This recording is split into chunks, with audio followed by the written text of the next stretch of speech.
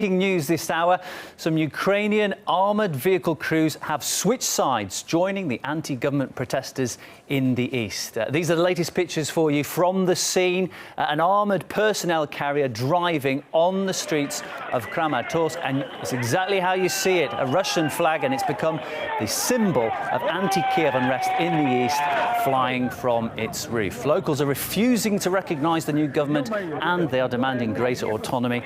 The news, though, has triggered confusion in the social media, which has become flooded with reports suggesting that the armoured units are somehow linked to Russian forces.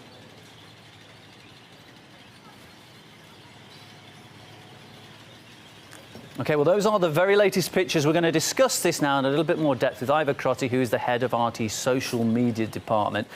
Ivor, I mean, there's no denying social media is quick, but I think with that speed, sometimes it brings confusion, and it sounds like there's been a little bit of that. How has this whole story developed on the social media? Well, specifically in relation to the APCs or tanks that drove into Kramatorsk this morning.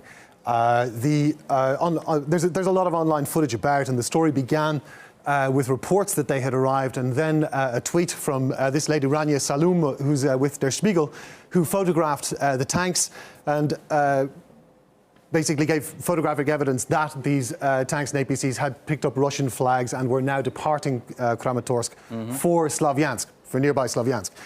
Now, that set a scene where a couple of us who've been in this game slightly longer than others, perhaps, were started to worry about what might be reported while these tanks were en route. And this is exactly what we saw. Al Arabiya, for example, broke news that armoured vehicles with Russian flags were seen in Ukraine. And if we can roll it on again, you can see that, in fact, Sky News and Reuters, Sky News picked up a Reuters report of witnesses seeing vehicles with Russian flags. And this is just the kind of stuff that other media organisations could jump on very quickly and start to spread the kind of misinformation that we're seeing coming out of eastern Ukraine at the moment. The reporters who have been on the ground there describe it as a fog of war thicker than they've ever seen. Yeah, absolutely. Like I said, social media is great, it is fast, but sometimes you just need to actually get all the facts together before you put the story out, which is hopefully what we're doing here on RT. Thanks so much, Ivor, for joining us.